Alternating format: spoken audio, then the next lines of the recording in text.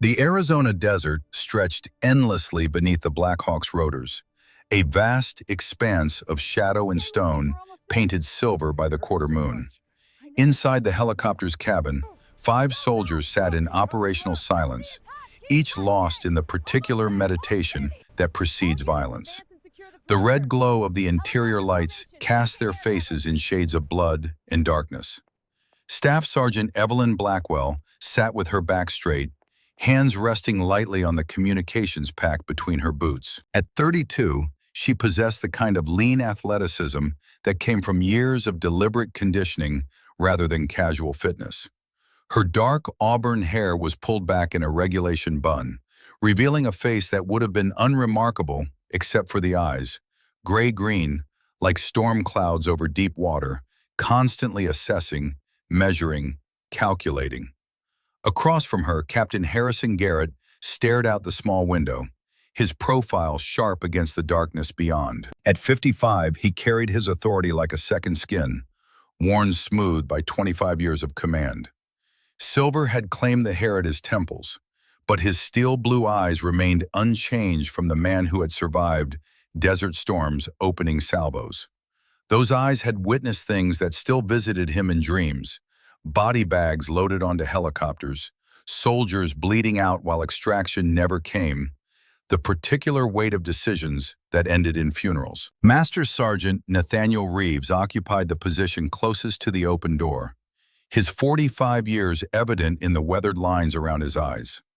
8 deployments had taught him to read terrain like other men read newspapers, to navigate by stars and instinct when technology failed. His hands moved with unconscious precision, checking GPS coordinates against paper maps one final time. Sergeant Duncan Mitchell, compact and powerful at 35, secured his demolitions kit with the meticulous attention of someone who understood the narrow margin between controlled force and catastrophic failure. 3 tours in Iraq had refined his ability to calculate exactly how much explosive pressure was required to breach a door or collapse a structure. His dark eyes held the particular stillness of men who have learned patience through proximity to violent chemistry. Staff Sergeant Coleman Hayes, the team's sniper, cleaned his spotting scope with movements so economical they barely disturbed the air. At 40, his lanky frame concealed extraordinary physical control, the ability to slow his heartbeat, to time shots between breaths, to remain motionless for hours while calculating wind drift and bullet drop at distances exceeding 1,000 meters. The pilot's voice crackled through their headsets. LZ in 3 minutes. Wind conditions nominal. No detected activity in the insertion zone. Garrett gave the hand signal for final preparations. Each team member performed their practice routine, securing loose equipment, checking weapons, activating night vision systems. The familiar ritual that preceded every mission, the transformation from men into operators. Evelyn's hands moved through her own checklist with professional efficiency. What the others couldn't see was the Sig Sauer P226 concealed beneath her tactical vest, the ceramic combat knife strapped against her ankle, the advanced medical kit that contained surgical instruments far beyond standard field supplies. Her personnel file listed her as a communications specialist with extensive technical training but zero combat experience. The file was a masterpiece of bureaucratic fiction. The dog tags beneath her uniform told a different story. Blackwell, Evelyn, Major, Phantom Division. The Black Hawk descended toward a small clearing surrounded by steep canyon walls, the perfect natural concealment for their insertion.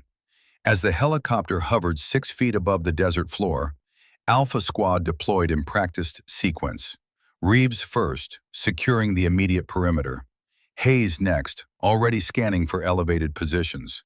Mitchell followed, his movements reflecting the controlled precision of his specialty. Evelyn descended with unexpected grace, her weight distribution and balance revealing training that had nothing to do with communication systems.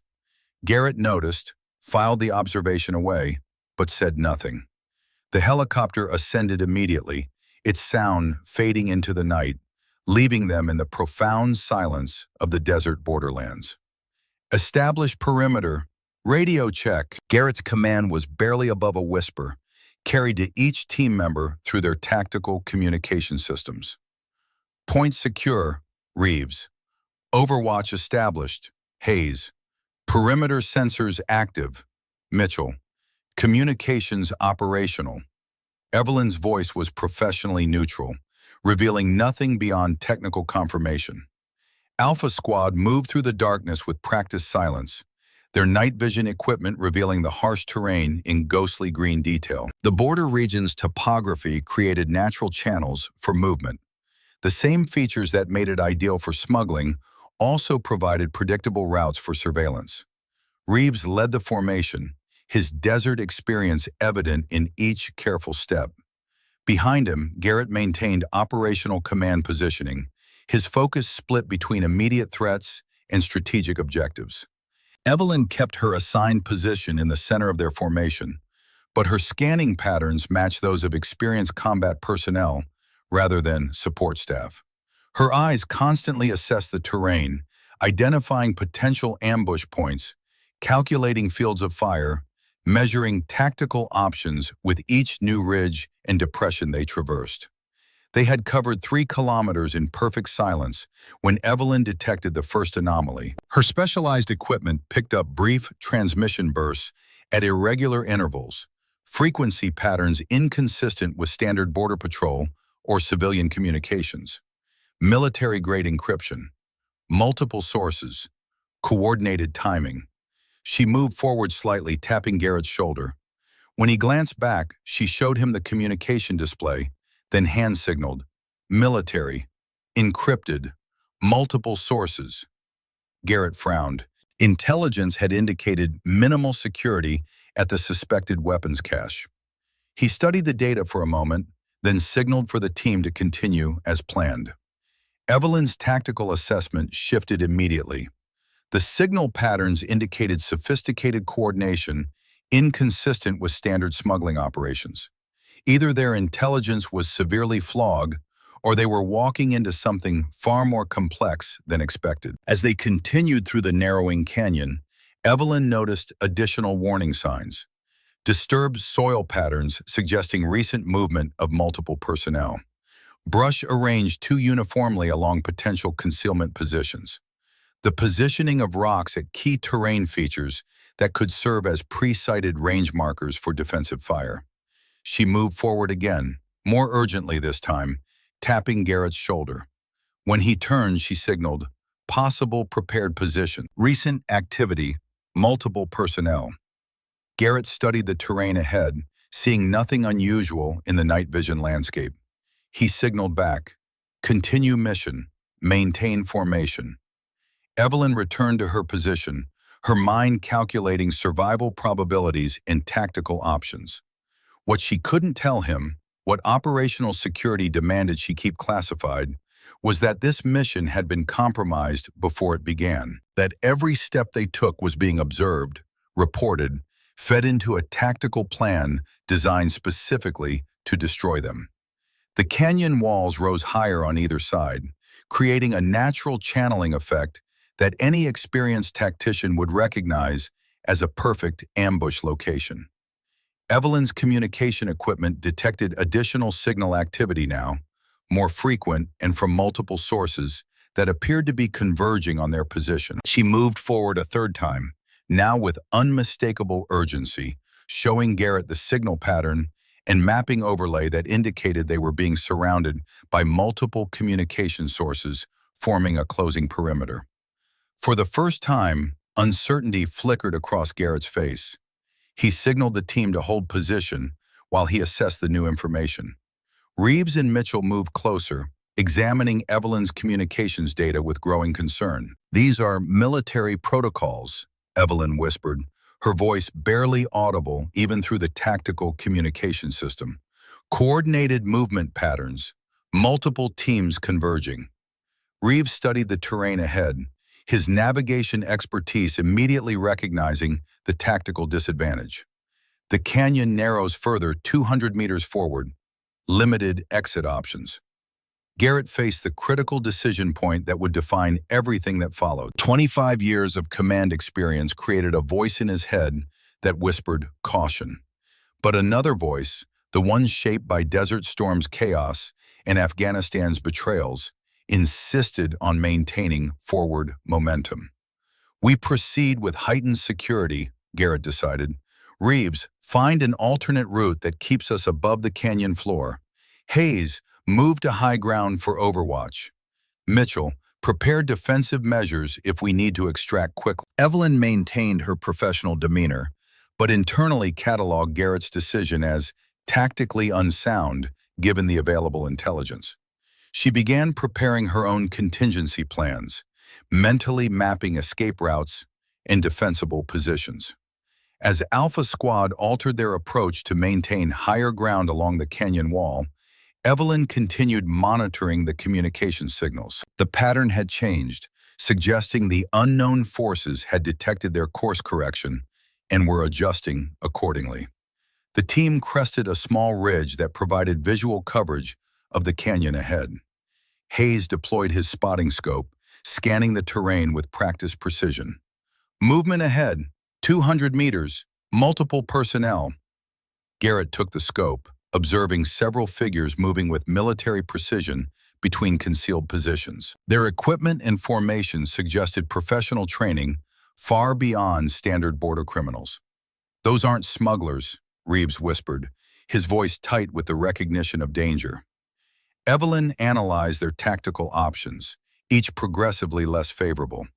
"Sir, recommend immediate withdrawal. Signal patterns indicate we're being encircled." For the first time, Garrett acknowledged the severity of their situation with a grim nod. "Agreed. We extract along Route Bravo. Reeves, lead us back to the secondary extraction point. Hayes, maintain rear guard. Evelyn, alert base of our situation and request extraction." As Evelyn began transmitting their emergency protocols using carefully worded brevity codes, the night exploded into chaos.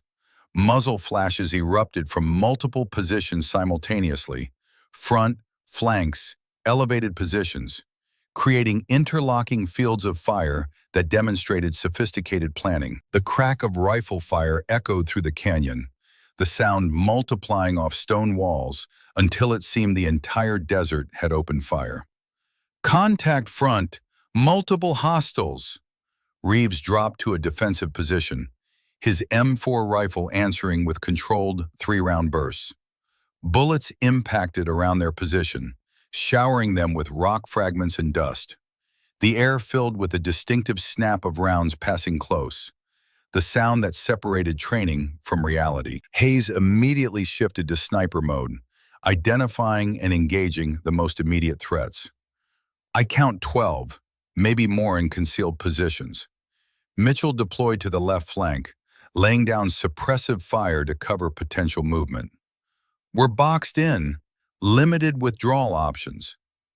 Garrett assessed their rapidly deteriorating tactical situation. The ambush had been professionally executed, suggesting they faced trained military personnel rather than border criminals. Their position offered minimal cover, and the encirclement was nearly complete. "Reeves, find us an exit route. Hayes, priority targets are their communication specialists. Mitchell, prepare smoke for concealment." As the team executed these orders, Evelyn's actions shifted dramatically. With fluid precision that reflected years of advanced combat training, she withdrew the concealed Sig Sauer and began engaging hostile targets with expert marksmanship. Each shot was placed with tactical precision, center mass, controlled pairs, immediate threat assessment between engagements. A hostile fighter appeared at their 3 o'clock, weapon raised. Evelyn's first round caught him in the chest, the second in the head as he fell. The entire engagement took less than 2 seconds. Garrett noticed the transformation peripherally, but had no time to process it as Reeves suddenly cried out in pain, his hand clutching his left thigh, where blood had begun soaking through his tactical pants with terrifying speed. "Reeves is hit," Mitchell called out, moving to provide covering fire. Evelyn was already in motion, reaching Reeves with startling speed. She dragged him behind a boulder with strength that belied her size, her movements reflecting training in casualty evacuation under fire. Without hesitation, she applied a combat tourniquet with practiced efficiency. Femoral bleeding controlled, she stated, her voice calm, despite the chaos erupting around them. He needs immediate extraction. The tactical situation deteriorated further as additional hostile forces appeared on their right flank, cutting off their primary escape route. Automatic weapons fire intensified, pinning them down with limited options for movement. This realization triggered something in Garrett that he had fought to suppress for 3 years. Images flashed through his mind unbidden. Iraq, a different ambush, Turner bleeding out while they waited for extraction that never came. The decision to withdraw without him, the body bag loaded onto a helicopter days later. The weight of that failure, carried silently through countless missions since, suddenly became crushing. "We're outnumbered and outpositioned," Hayes shouted above the gunfire, ejecting an empty magazine and slamming in a fresh one. Mitchell deployed smoke grenades, creating momentary visual concealment. "We need to move now or we're finished." The pressure of command under these conditions began fracturing Garrett's combat effectiveness.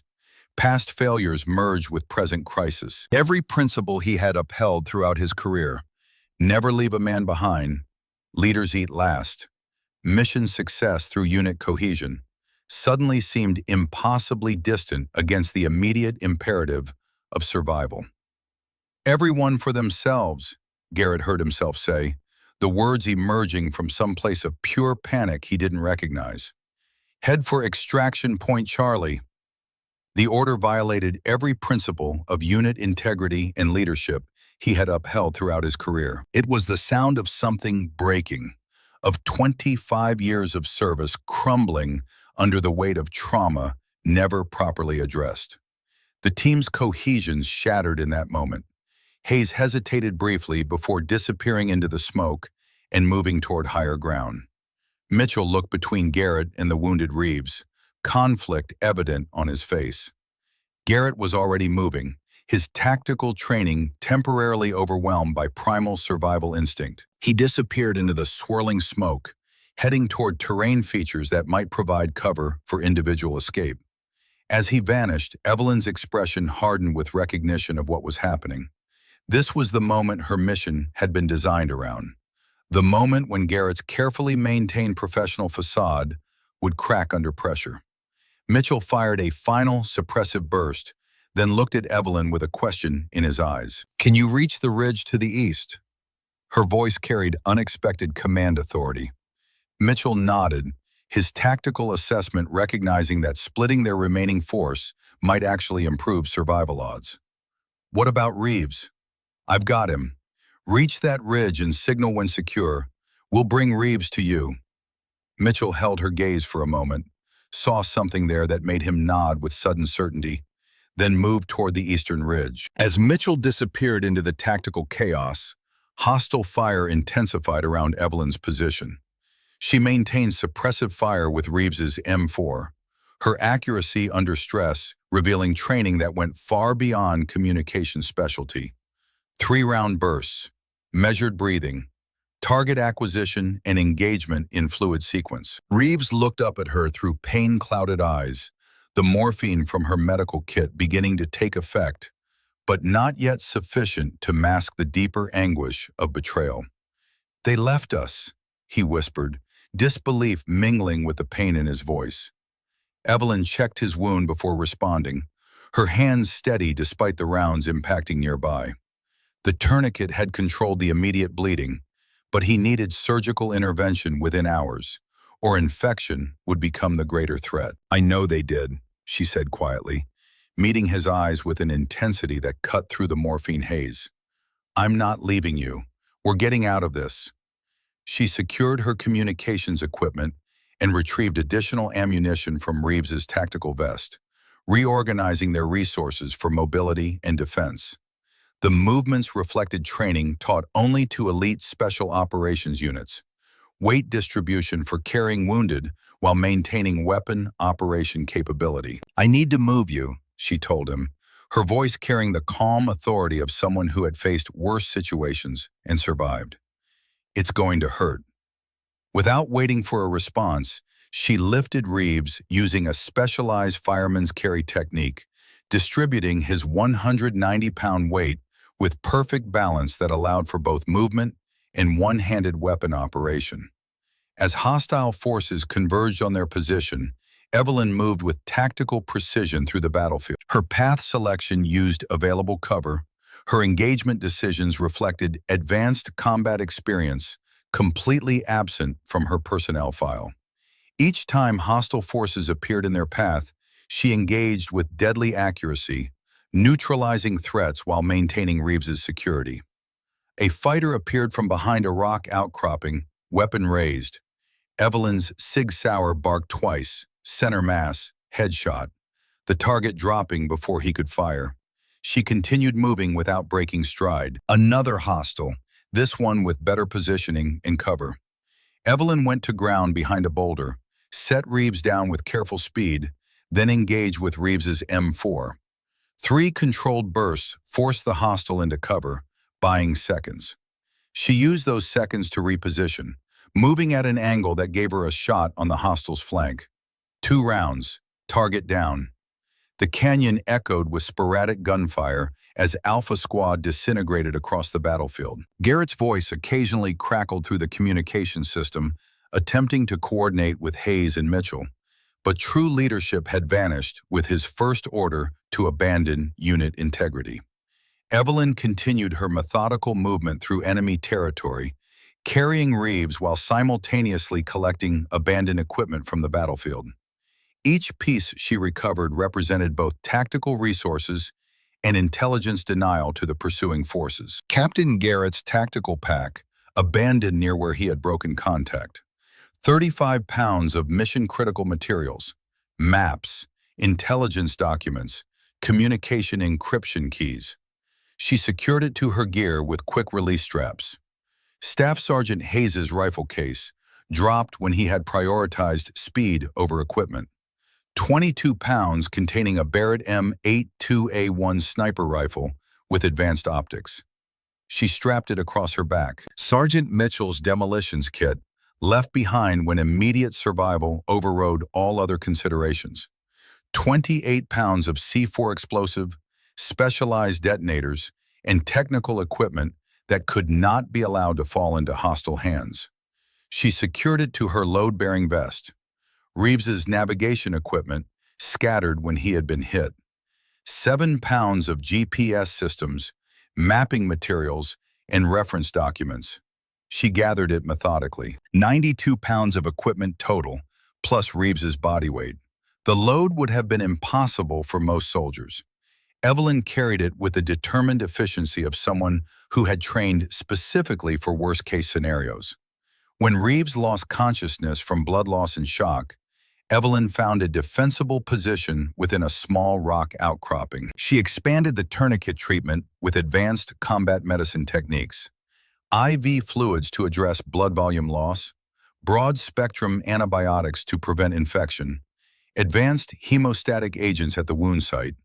She worked with focused intensity, her hands steady despite the adrenaline still coursing through her system. The training took over. Assess, prioritize, treat, stabilize. Combat medicine reduced to its essential components, the difference between a soldier going home and a family receiving a folded flag. As dawn broke across the desert landscape, Evelyn established a hidden observation post overlooking the canyon where they had been ambushed. Through high-powered optics, she observed the hostile forces with analytical precision, documenting their equipment, communication procedures, and tactical deployments. The intelligence gathering revealed forces far more sophisticated than border smugglers. Their weapons were current American military issue M4A1 rifles with advanced optic systems, body armor with NIJ Level 4 ballistic plates, communication equipment that included encryption systems typically reserved for special operations units. More concerning was their organizational structure. She counted 17 individuals, but their deployment pattern suggested a larger operation with these personnel representing only the immediate tactical element. Through her parabolic microphone, another piece of equipment that had nothing to do with basic communication systems, she intercepted fragments of conversation, military jargon, operational terminology, references to timeline and distribution schedules, and one name that made her expression harden with recognition. The hostile force commander emerged from a reinforced structure, his bearing unmistakably military despite civilian clothing. Even at distance, through the spotting scope's magnification, Evelyn recognized him immediately. Lieutenant Colonel Dominic Ashford, officially killed in action, Afghanistan, November 2021. Delta Force, specialized in counterinsurgency operations. Former second-in-command to Captain Harrison Garrett, the man Garrett had abandoned 3 years ago. The man who had survived to build something that went far beyond simple revenge. Evelyn's training maintained her professional composure, but the implications cascaded through her tactical assessment with devastating clarity. This wasn't a smuggling operation. This was a carefully orchestrated operation run by someone with intimate knowledge of American military capabilities, access to restricted equipment, and ideological commitment that made men dangerous beyond measure. She activated her specialized communication equipment, bypassing standard channels to establish encrypted contact with Phantom Division headquarters. The burst transmission lasted less than 3 seconds, compressed data containing photographic evidence, signal intercepts, tactical assessments, and one critical piece of intelligence. Ashford alive, Garrett compromised, mission parameters exceeded, requesting guidance. The response came 90 seconds later, equally compressed. Continue surveillance, document all personnel, protect Asset Reeves. Extraction contingency authorized. Your discretion. Primary mission objective unchanged. Identify internal compromise source. Evelyn acknowledged and terminated transmission. She returned to Reeves, who had regained consciousness but remained weak from blood loss. His fever had begun rising despite the antibiotics, infection finding purchase in traumatized tissue despite her best efforts. Situation report, he asked, maintaining discipline despite his deteriorating condition. Evelyn administered additional medication before responding. Her voice carried clinical precision, the detachment necessary to deliver bad news without emotional compromise. Confirmed military operation. American equipment well beyond our mission parameters. Hostile force commander identified as Lieutenant Colonel Dominic Ashford, officially KIA 2021.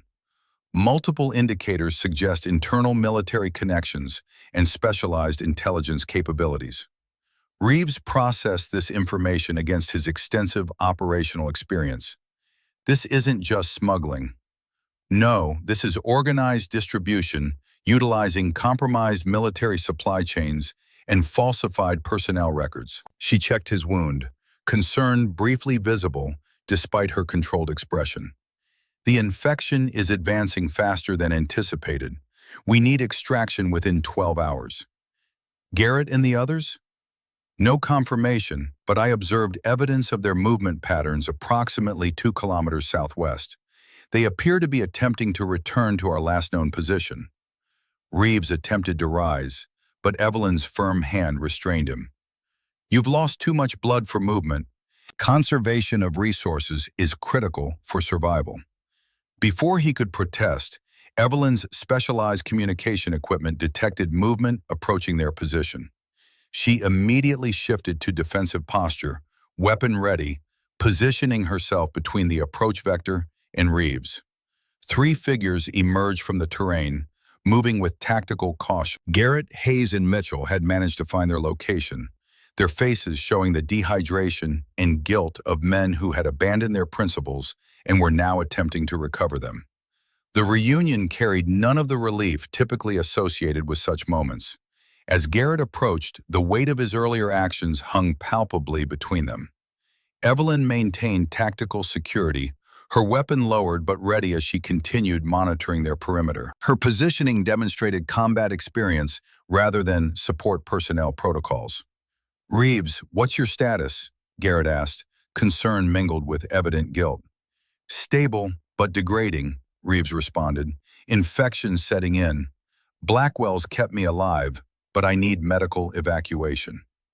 Garrett turned to Evelyn, his expression reflecting complex reassessment. Everything about her, the way she held position, the equipment she had somehow acquired, the simple fact that she had survived and saved Reeves while his experienced operators had scattered, contradicted his understanding of who she was supposed to be. "Good work, Sergeant." Her acknowledgement was minimal, professional rather than emotional. "Sir, I've completed reconnaissance of the enemy compound.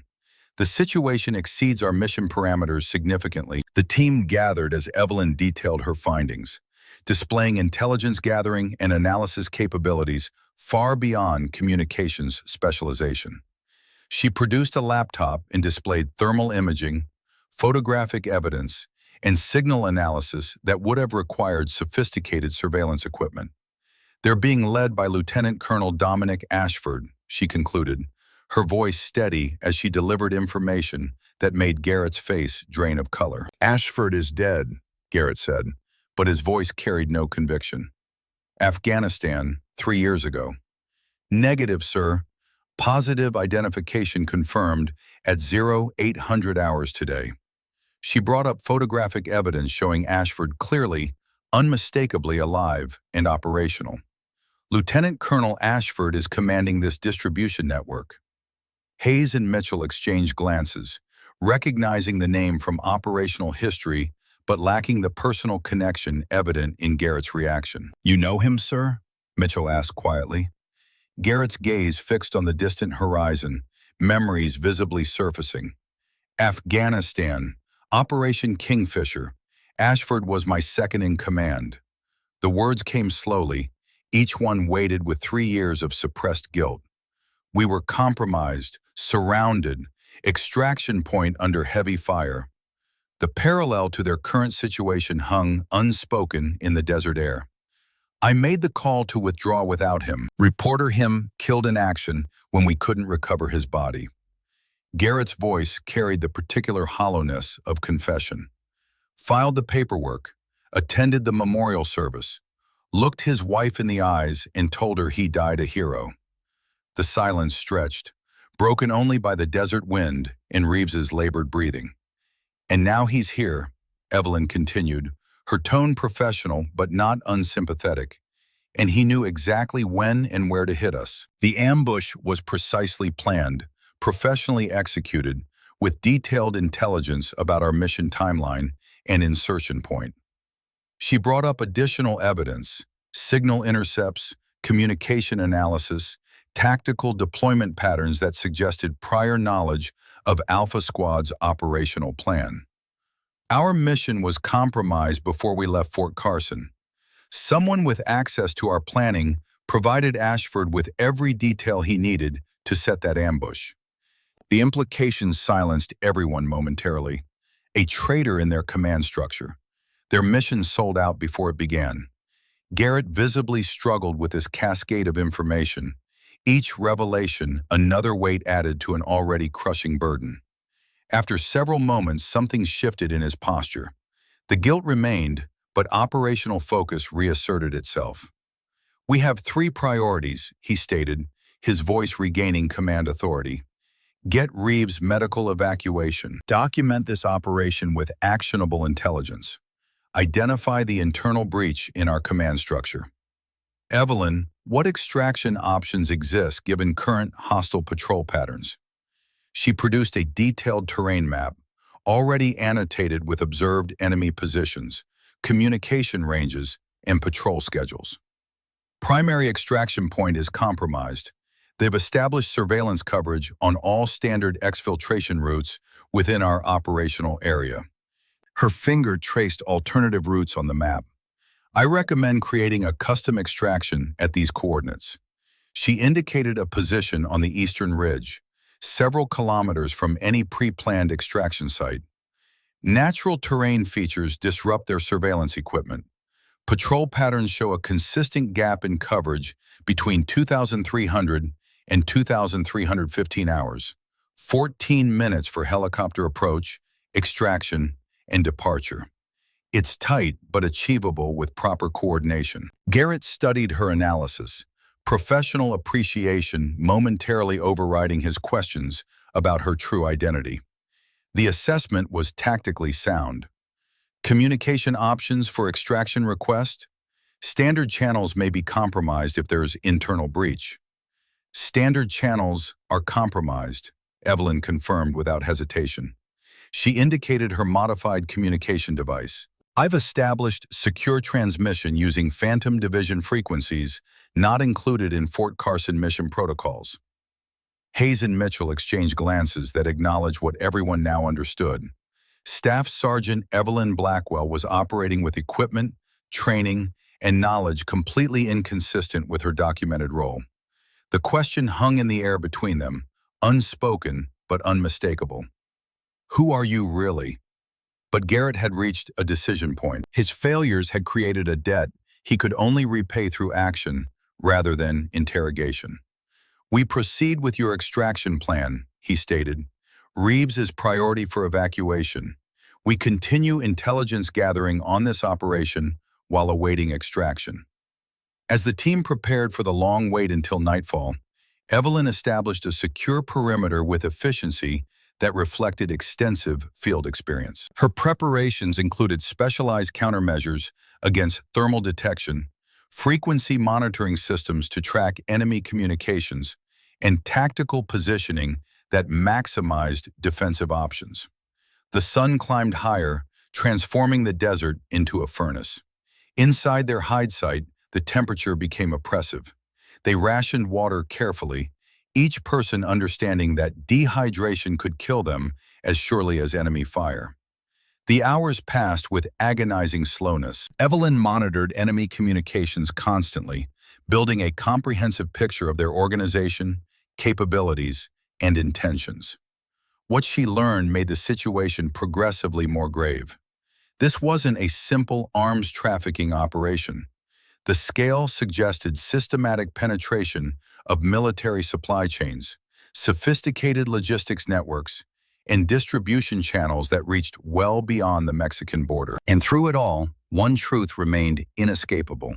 Somewhere in Fort Carson's command structure, someone with significant access had betrayed them all. As afternoon shadows began lengthening toward evening, Evelyn prepared her extraction request.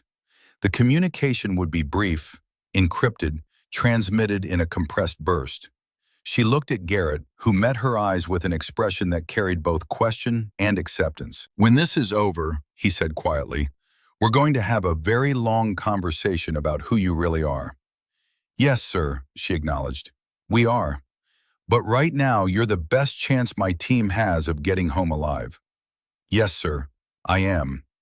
He nodded once, accepting the truth of both statements. As the desert sun touched the western horizon, painting the canyon walls in shades of copper and gold, Evelyn activated her specialized communication equipment and transmitted a message that would change everything.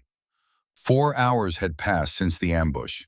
68 hours remained until her self-imposed 72-hour deadline, the maximum time Reeves could survive without hospital-grade medical intervention. And Staff Sergeant Evelyn Blackwell, Major, Phantom Division, had no intention of leaving anyone behind.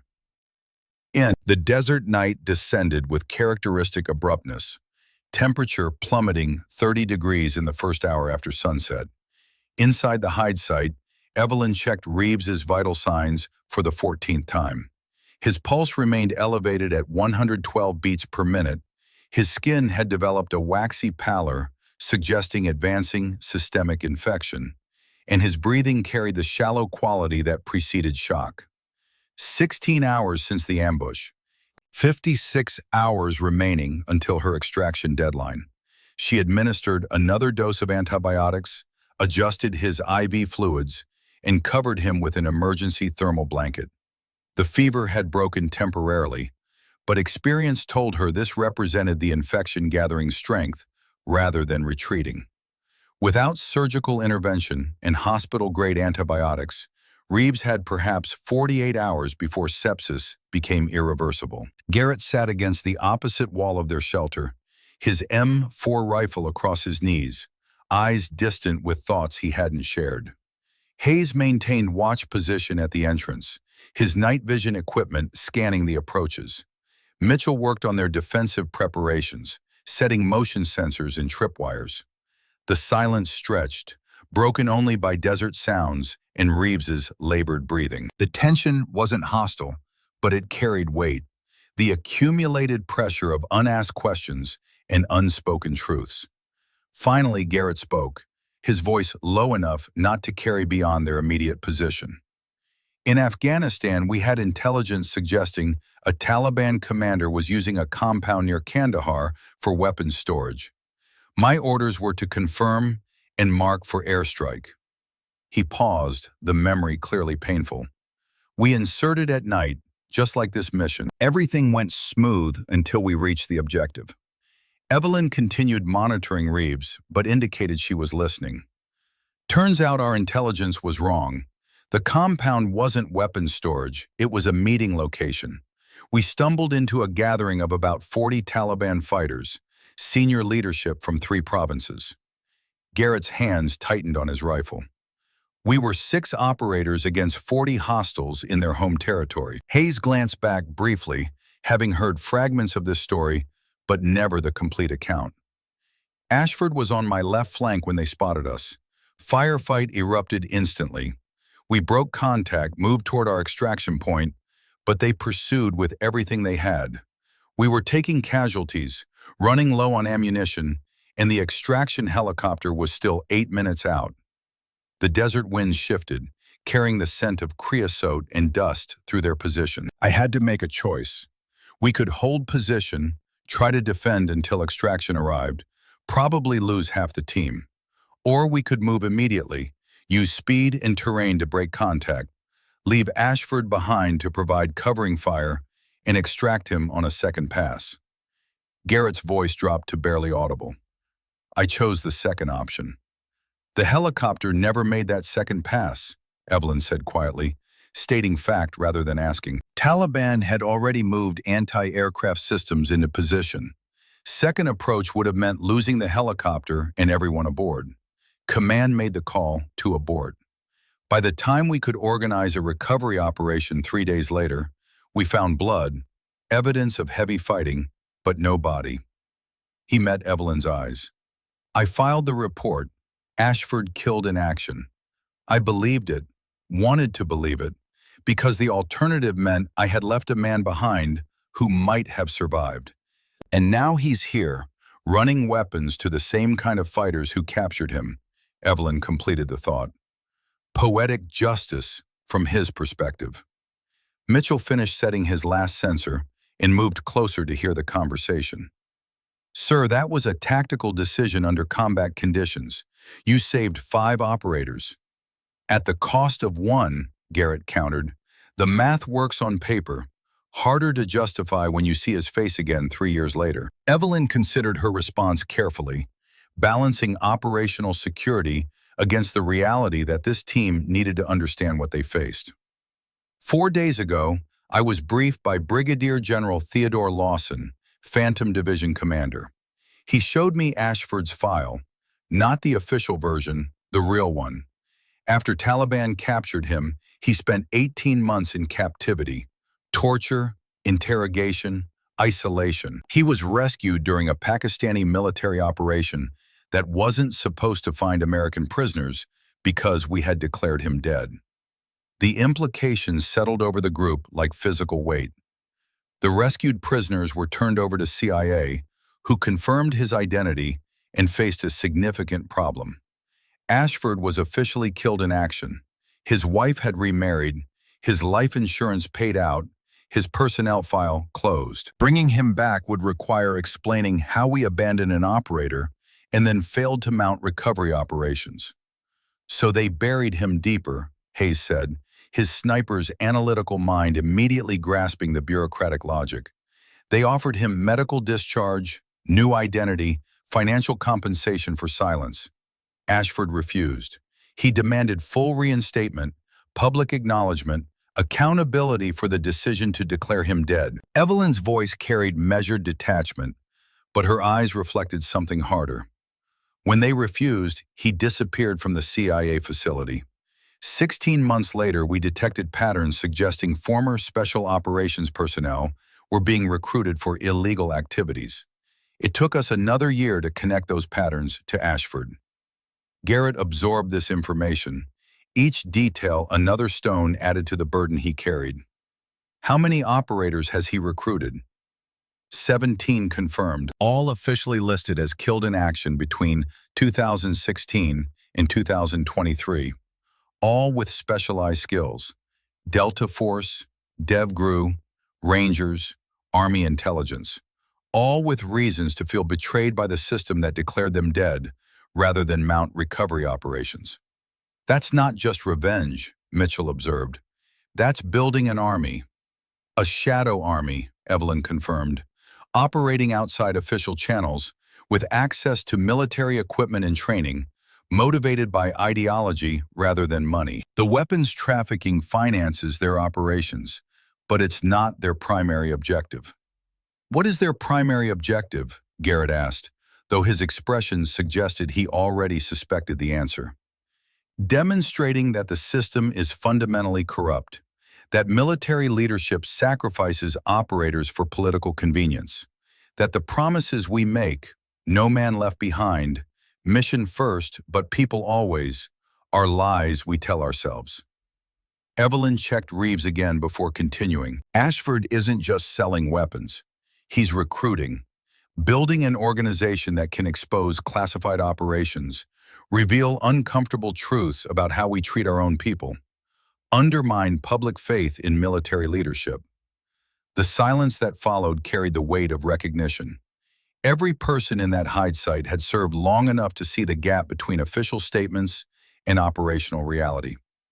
And our mission, Hayes asked, was designed to draw Ashford into the open, yes, but also to identify how he's getting intelligence from inside Fort Carson. Someone with access to our planning fed him every detail about this mission. That person is still in position, still compromising operations, still getting people killed. Evelyn pulled out her modified laptop, bringing up signal intercepts and communication analysis. During the ambush, I intercepted a transmission.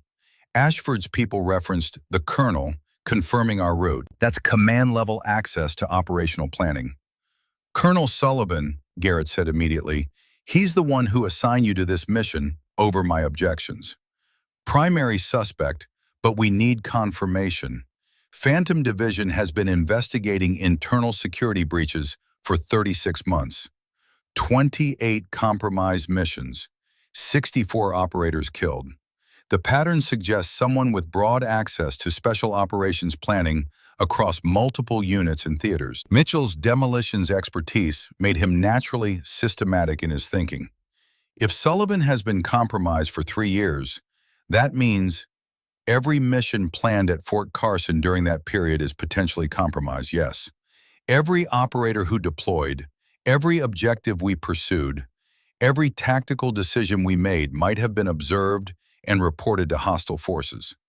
The implications were staggering. 3 years of operations, hundreds of soldiers, countless missions, all potentially betrayed. There's more, Evelyn continued, bringing up additional files. The level of equipment I've observed here exceeds what Ashford could acquire through black market channels alone. M4A6 rifles are still in limited distribution. The Javelin systems I documented have serial numbers indicating they were shipped to Fort Carson 6 months ago, then reported destroyed during a training accident. Inside supply chain, Hayes concluded, someone's been systematically diverting equipment and covering the losses with false reports. General William Bradshaw, Evelyn stated, displaying service records and logistics reports. He oversees equipment accountability for special operations units across CONUS. He also has access to personnel records and casualty reporting systems. the capability to falsify KIA records that Ashford has been using to recruit supposedly dead operators. Garrett's face hardened as the full scope of the betrayal became clear. Sullivan and Bradshaw, a colonel and a general, working together to support a rogue operation that's arming terrorist networks and recruiting American soldiers. That's the working theory. What we need is proof, communications intercepts, financial records, direct evidence linking them to Ashford's operation. That's why I'm here, not just to observe, but to gather evidence that will stand up to investigation. 22 hours since the ambush, 50 hours remaining. Evelyn prepared for the next phase of her mission. She had documented enemy positions, identified Ashford, and survived with Reeves when the rest of the team scattered. Now she needed to penetrate deeper, to gather the intelligence that would expose the entire network. "I'm moving to the compound," she announced, checking her equipment. Closer observation, possible signal intercepts, photographic evidence of command structure and logistics operations. "That's a suicide run," Mitchell protested. "You'll be operating alone in hostile territory with no backup." "I've been operating alone in hostile territory since this mission started," Evelyn replied without heat. "The difference is now you know it." She turned to Garrett. "Maintain position here. Keep Reeves stable. If I'm not back in 6 hours, request emergency extraction and get him to medical care. And if you don't make it back, then you'll have enough intelligence to brief Phantom Division on what we've found. The mission continues regardless of individual survival." She met his eyes directly. "That's how this works. Mission accomplishment over personal safety. You know that." Garrett absorbed the implicit criticism without visible reaction. "You're right, but I'm done abandoning people." He stood, checking his own equipment. "I'm coming with you." "Sir, you're compromised. Ashford knows your face, your tactics, your decision-making patterns. You're a liability on close reconnaissance." "Then I'll provide overwatch and extraction support. You go in, I maintain observation from standoff distance, ready to provide covering fire if things go wrong." His tone carried command authority, but also something new, humility born from recent failure. "I won't let you go in alone." Evelyn considered the tactical implications. Having backup would improve her survival odds, and Garrett's motivation to prove himself might override the potential compromise his presence represented. "Overwatch only. You maintain position at least 800 meters from the compound perimeter. No movement, no engagement unless I specifically request support. Clear?" "Clear." She turned to Hayes and Mitchell. "You two maintain security here. Reeves needs continuous monitoring. If his condition deteriorates, you have authorization codes to request emergency medical extraction using my communication equipment." She provided them with encryption keys and authentication protocols, information that confirmed beyond any doubt that she operated with authority far exceeding a staff sergeant's normal clearance. 24 hours since the ambush, 48 hours remaining. Evelyn and Garrett moved through the desert darkness with careful precision. Their route utilized terrain features to minimize silhouette visibility, avoiding ridge lines and choosing paths that kept them below visual horizons. Garrett had spent 25 years developing tactical movement skills, but watching Evelyn navigate hostile territory revealed training beyond even his extensive experience. She selected routes that provided multiple escape options, identified potential ambush locations with barely a glance, and maintained such precise noise discipline that even 3 feet away her movements were nearly inaudible. They covered 4 kilometers in 70 minutes, reaching a position on elevated terrain that provided observation of Ashford's compound while maintaining sufficient distance for safety. Garrett established overwatch with his rifle while Evelyn prepared her surveillance equipment. Through high-powered optics and specialized sensors, the compound revealed itself in detail that spoke to significant operational investment. The facility occupied approximately 4 acres, with 3 main structures arranged around a central courtyard. Guard positions were professionally positioned, overlapping fields of fire without creating friendly fire risks. Vehicle parking areas showed tactical organization rather than civilian randomness. Evelyn documented everything with methodical precision: personnel movements, shift changes, equipment types, tactical procedures. Each observation added detail to her intelligence picture.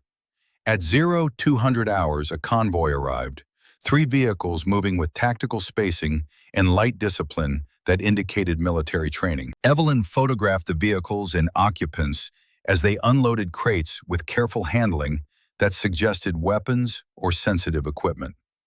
"Getting delivery schedules and logistics patterns," she whispered to Garrett. "This is part of their distribution network." She activated her parabolic microphone, focusing on the central structure where lights indicated activity. What she heard made her expression harden. "Confirmation from our source that the secondary team will deploy in 72 hours. Ashford's voice, unmistakable even through electronic reproduction. "Colonel Sullivan has provided the complete operational plan, including insertion points and extraction timelines." Another voice, unfamiliar. "What about the first team? Alpha Squad?" Scattered and ineffective, Garrett performed exactly as predicted when pressured. The psychological profile Sullivan provided was completely accurate. "And the communication specialist?" A pause. "Unaccounted for, along with their wounded navigator. Presumed dead or ineffective. Focus remains on the next operation." Evelyn recorded everything, her equipment creating encrypted files that would serve as evidence. But the content troubled her beyond its evidentiary value. Another team, another mission, another ambush plan using intelligence provided by Colonel Sullivan. She shifted her observation focus, documenting the compound's security measures and defensive positions. The compound had been designed by someone with military engineering expertise, fields of fire that covered all approaches, defensive positions that provided protection and mobility. Evelyn spent another 90 minutes in detailed observation, building a comprehensive intelligence picture. At 0430 hours, she signaled Garrett that they would withdraw to avoid being exposed by approaching dawn. The return movement proceeded without incident, both operators arriving at their hide site as the eastern horizon began showing the first hint of sunrise. 32 hours since the ambush, 40 hours remaining. Inside the hide site, Hayes reported that Reeves's condition had remained stable but not improved. The fever persisted. The wound showed signs of infection despite their best efforts, and his periods of consciousness had become shorter and less coherent. Evelyn reviewed her medical supplies with growing concern. She had enough antibiotics for perhaps another 36 hours, enough IV fluids for 24 hours, enough pain medication for intermittent dosing. After that, Reeves would be dependent entirely on his own immune system against an infection that showed every sign of overwhelming his defenses. "We need to accelerate the extraction timeline," she stated, checking Reeves's vital signs again. "His condition won't support waiting until tonight's optimal window. Moving during daylight increases detection risk significantly," Mitchell observed. "Reeves dying here is a certainty if we wait. Detection is a probability we can manage." She activated her communication equipment, preparing another encrypted transmission. "I'm requesting emergency extraction, immediate priority." The transmission went out in a compressed burst. The response came within 90 seconds. "Phantom 3, authentication confirmed. Emergency extraction authorized. Specialized assets repositioning. ETA to your location 18 minutes. Prepare for aerial recovery without landing. Confirm reception." Evelyn acknowledged, then turned to the team. "We have 18 minutes to prepare Reeves for aerial extraction and establish defensive perimeter. They're sending a specialized recovery aircraft that won't land. We'll use aerial platform recovery." "That's military-grade equipment," Garrett observed. "Not standard for any unit I know." Phantom Division has access to specialized assets for exactly these situations. She began preparing Reeves, securing him to a litter with specific attachment points designed for aerial recovery systems. The aircraft will maintain hover while deploying recovery lines. We secure Reeves first, then personnel follow. 34 hours since the ambush, 38 hours remaining. The team worked with urgent efficiency.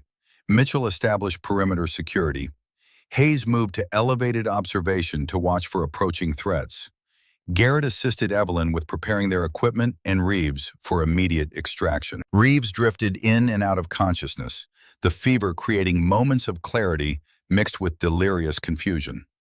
During one lucid moment, he grasped Evelyn's arm with surprising strength.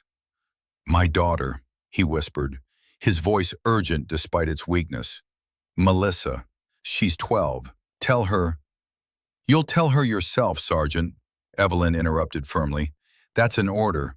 You survive this, you go home, and you tell her whatever you need to tell her in person. If I don't, you will, because I didn't carry you out of that ambush just to lose you to an infection in a hide site. You're going to survive, you're going to recover, and you're going to be there when she graduates high school." Evelyn's voice carried absolute certainty. "Do you understand me?" Reeves held her gaze, saw something there that cut through the fever and pain, a determination so complete it left no room for alternative outcomes. "Yes, ma'am," he whispered. "Good. Now conserve your strength. Extraction is coming." 14 minutes. Hayes's voice came through the communication system, calm but urgent. "Movement detected. Northeast approach, approximately 1 kilometer. 4 personnel, tactical formation, moving toward our position." "How long until they reach effective engagement range?" Evelyn asked, her hands never stopping their preparation work. 8 minutes at current pace. The timeline had just become impossible. Extension in 14 minutes. Hostile forces in 8 minutes. They would be exposed and vulnerable for at least 6 minutes while the aircraft conducted recovery operations. Evelyn made her decision with cold calculation. "Mitchell, establish blocking position northeast. Delay that patrol. Do not engage unless absolutely necessary. We need 6 minutes of delay." "Understood." Mitchell gathered his equipment and moved out immediately. "Hayes, maintain overwatch. Priority targets are anyone with communication equipment or heavy weapons." "Copy." "Garrett, help me finish preparing Reeves. Then we establish defensive positions to protect the extraction site." 12 minutes to extraction. The desert landscape had begun showing the first light of approaching dawn. That dangerous transition period when night vision became less effective, but natural light remained insufficient.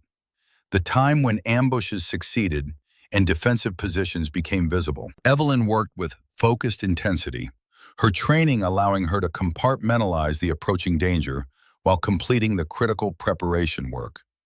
Reeves needed to be secured properly, or the aerial recovery could kill him as surely as the infection. 8 minutes to extraction. Hostile patrol 400 meters out. Mitchell's voice came through the communications system. "Patrol has halted. They're establishing observation position. It appears they've detected something but haven't identified our exact location yet. A small advantage but critical. If the patrol remained uncertain, they might hesitate instead of immediately engaging. Continue observation. Report any movement toward us." 6 minutes to extraction. The sound came first, a deep, rhythmic thrumming that was almost subsonic, more felt than heard. The aircraft approached using terrain masking, staying below ridge lines to avoid detection until the last possible moment.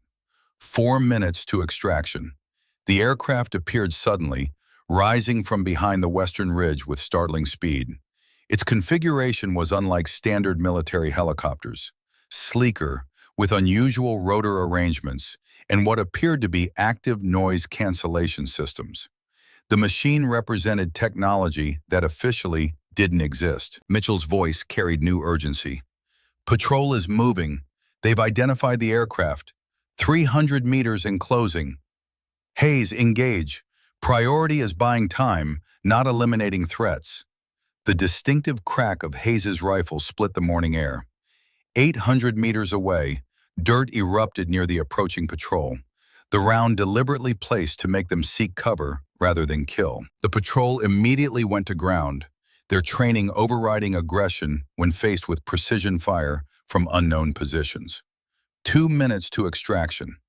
The aircraft established hover 50 feet above their position, rotor wash creating a miniature sandstorm that reduced visibility and filled the air with stinging particles.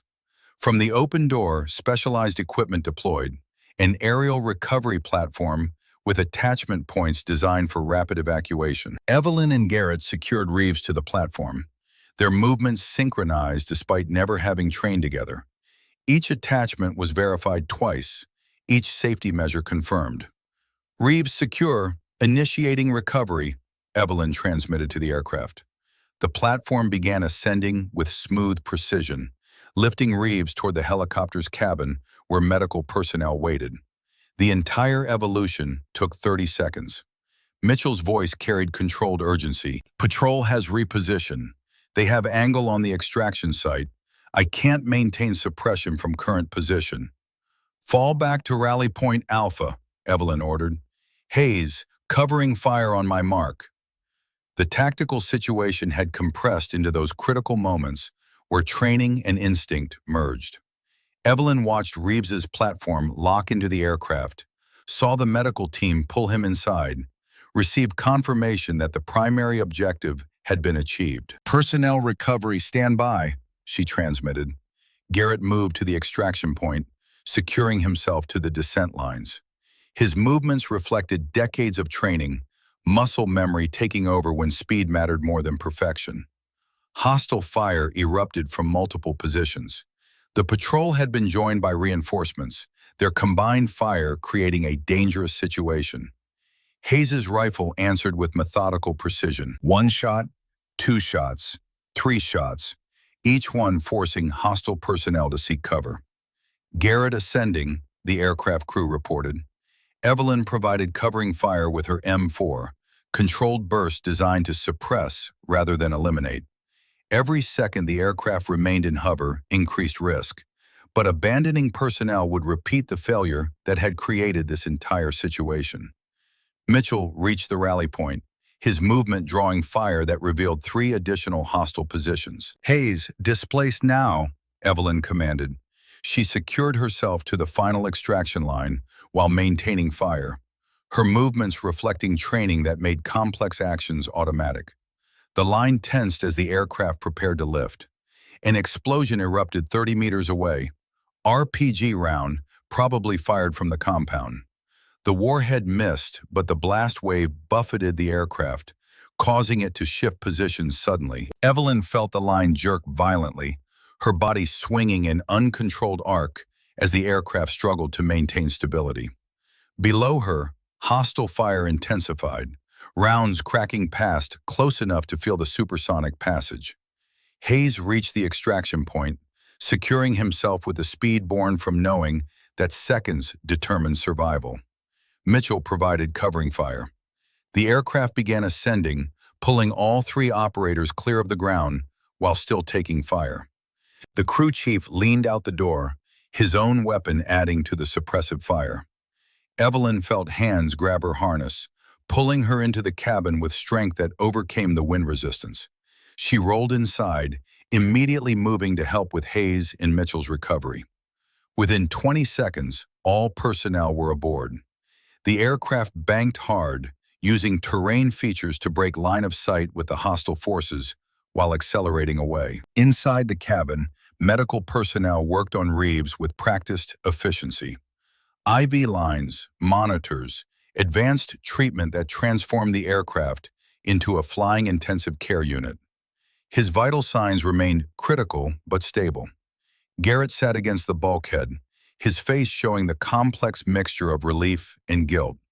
Relief that his team had survived, guilt that it had required someone else to lead them through it. Mitchell and Hayes secured their equipment with automatic movements, their expressions reflecting the particular exhaustion that came from sustained combat operations.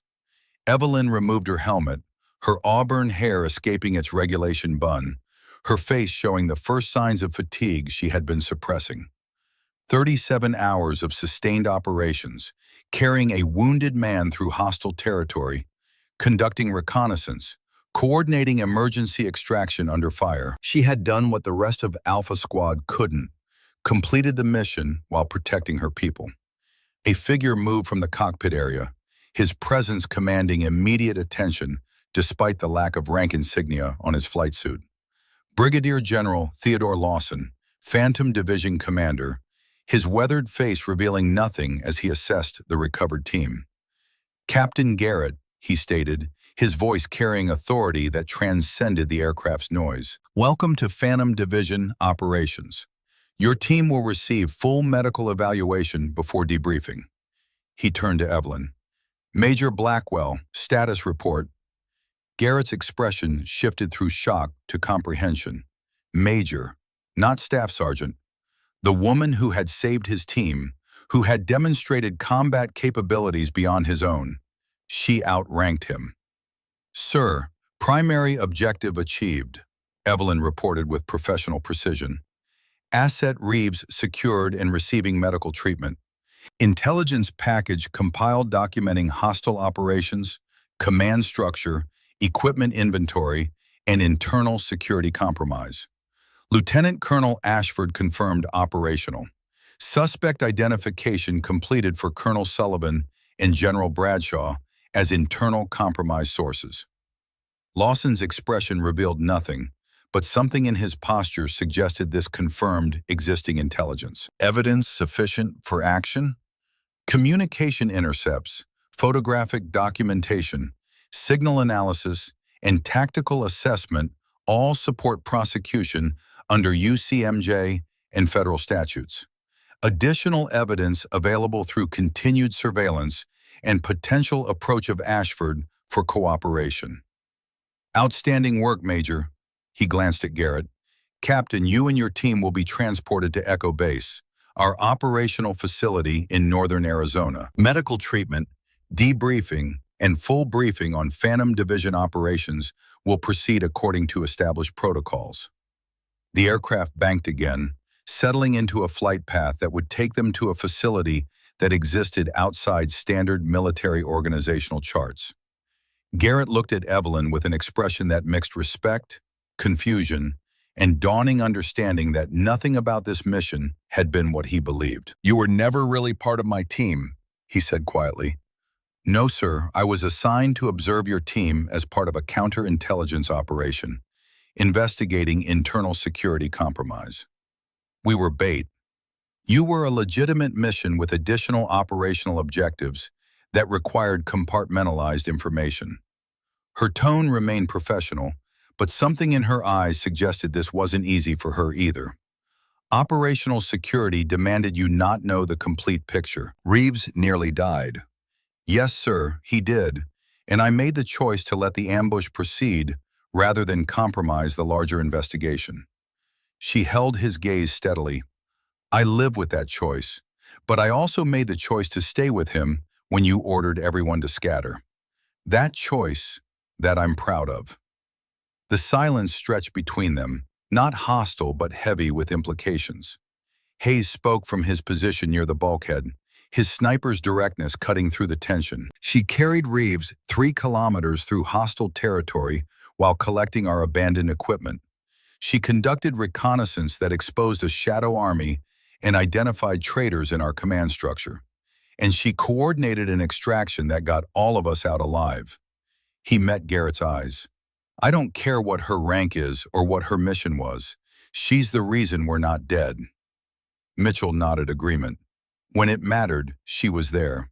That counts." Garrett absorbed this, his team's assessment cutting through his own complicated reaction. They were right. When leadership failed, when the mission collapsed, when survival seemed impossible, Evelyn had been there. "You're right," he acknowledged quietly. "Major Blackwell, I owe you an apology, and my team owes you their lives." "You came back, Captain. You tracked us down, returned to help. That's what matters." Her expression softened slightly. "Leadership isn't about never failing. It's about what you do after you fall." The aircraft began its descent toward Echo Base, the unmarked facility appearing as a cluster of buildings nestled in a mountain valley that standard maps didn't acknowledge. The sun had fully risen now, painting the landscape in harsh morning light. 40 hours since the ambush, 32 hours remaining in the self-imposed 72-hour timeline. But the mission wasn't complete. Ashford remained operational. Sullivan and Bradshaw continued their betrayal. The shadow army of supposedly dead operators still existed, still threatened. As the aircraft touched down and medical personnel rushed to receive Reeves, Evelyn felt the weight of what still needed to be accomplished. Now came the hard part: justice, accountability, resolution, and the confrontation with a ghost who had every reason to want revenge against the man who had left him behind. Echo Base materialized from the Arizona mountains like a secret carved into stone. The facility occupied a box canyon, invisible from aerial surveillance, its structures blending into natural rock formations with deliberate precision. Defensive positions commanded every approach. Communication arrays sprouted from camouflaged installations. The aircraft settled onto the landing pad. Medical personnel surrounded Reeves before the rotors stopped spinning, transferring him to a waiting gurney with coordinated efficiency. Within 90 seconds, he disappeared into the medical facility, leaving the rest of Alpha Squad standing on the tarmac. Brigadier General Theodore Lawson stood waiting, his silver hair military precise, his weathered face revealing nothing. At 62, he carried the particular authority of someone who had spent 4 decades making decisions that determined whether operators lived or died. Captain Garrett, your team will proceed to medical evaluation. Non-negotiable. His voice carried the graveled edge of someone who had issued too many orders. Major Blackwell, with me, immediate debrief required. Evelyn caught Garrett's eye, a brief moment of silent communication. Then she followed Lawson toward the command building. The briefing room occupied the facility's secure core, layers of electronic countermeasures and physical security, creating a space where classified discussions could occur without penetration risk. Lawson activated privacy protocols with biometric authentication. Medical status? Functional. Dehydration, minor lacerations, muscle fatigue. Nothing requiring immediate intervention. She remained standing despite the chairs available. Sit down, Major. That's an order. Lawson's tone softened fractionally. You've been operational for 40 hours straight. Evelyn sat, allowing herself to acknowledge the exhaustion that had been accumulating. Complete assessment, Lawson stated, activating recording systems. Start with mission compromise and proceed chronologically. Evelyn's briefing took 18 minutes, delivered with the precision of someone trained to compartmentalize experience into actionable intelligence. She covered the ambush mechanics, Garrett's leadership failure, her decision to remain with Reeves, the equipment recovery, the reconnaissance that identified Ashford, the intelligence suggesting Sullivan and Bradshaw's involvement, and the emergency extraction. Lawson listened without interruption. When she finished, silence stretched for several seconds. You exceeded mission parameters, he finally stated. Sir, the situation required adaptation. Maintaining rigid parameters would have resulted in Reeves's death and intelligence failure. I'm not criticizing, Major. I'm acknowledging that you made decisions under extreme conditions that required balancing competing imperatives. You saved an operator's life. You gathered critical intelligence. You exposed internal betrayal. He paused. That's exceptional performance under impossible circumstances. Thank you, sir. It also means you made choices that will require addressing. You allowed the ambush to proceed when you could have warned Garrett's team. That decision nearly cost Reeves his life. The words landed with precision, cutting through Evelyn's professional composure. Yes, sir, I understand. Do you? Lawson leaned forward. Because there's a difference between operational necessity and moral comfort. What you did was tactically sound and strategically justified. It was also the kind of choice that haunts operators for the rest of their careers. Evelyn met his gaze steadily. I made the call to preserve the larger mission. Reeves survived. I would make the same decision again under identical circumstances. That's the right answer for this debrief. But when you're alone at 3 in the morning, 6 months from now, remember that it's also acceptable to acknowledge the human cost of necessary choices. His voice carried the weight of someone speaking from extensive personal experience. We do hard things in this division. We make calls that cost people their lives for objectives that serve larger purposes. That doesn't mean we pretend those choices don't carry weight. Understood, sir. Lawson activated his display, bringing up intelligence files that made Evelyn's preliminary assessment look incomplete. While you were operational, we continued developing the investigation. Financial analysis confirmed Sullivan received offshore payments totaling $2.3 million over 18 months. Communication intercepts show regular contact with Ashford using encrypted channels. Bradshaw's personnel record access shows systematic falsification of KIA records, corresponding to known Ashford recruitment timelines. The evidence was comprehensive, damning, sufficient for courts-martial. We also have confirmation of a second operation planned for 60 hours from now. Sullivan provided complete intelligence on a Delta Force team deploying to Syria. Ashford intends to repeat his ambush methodology with a larger force. Evelyn felt cold certainty settle in her chest. More operators, more ambushes, more body bags. We can't allow that mission to proceed as planned, she stated. Agreed, which creates our operational timeline. We have 56 hours to neutralize Ashford's capability, secure Sullivan and Bradshaw, and prevent the Syria operation compromise. Lawson's expression hardened. I'm authorizing expanded Phantom Division intervention, full tactical deployment with objective to capture Ashford, secure evidence, and prevent weapons distribution. Ashford won't surrender easily. He views his operation as ideologically justified, which is why you're going to offer him something he values more than revenge. A chance to expose the system that betrayed him. Public testimony against Sullivan and Bradshaw in exchange for reduced charges and controlled detention rather than black site disappearance. The strategy made tactical sense. Ashford's primary motivation wasn't money or even revenge, it was vindication. He'll want guarantees, Evelyn observed, which you're authorized to provide within specified parameters. Detailed negotiation protocols are in your operational brief. Lawson paused. This mission requires someone who understands both tactical operations and the psychological complexity of dealing with a highly trained operator who has legitimate grievances. You're the optimal choice. What about Captain Garrett? What about him? He has operational history with Ashford, personal connection that could be either advantage or liability. Lawson considered the question. Garrett's leadership failure compromises his reliability under stress. His history with Ashford creates emotional complications. Standard protocol would be to exclude him. But, Evelyn prompted, but you recommended him for advisory role in your preliminary assessment. You saw something worth preserving despite his failure. Lawson's expression shifted slightly. What did you see? Evelyn chose her words carefully. I saw someone who made a terrible decision under extreme psychological pressure, who recognized his failure, returned to help despite knowing he would face judgment, and demonstrated capacity for growth.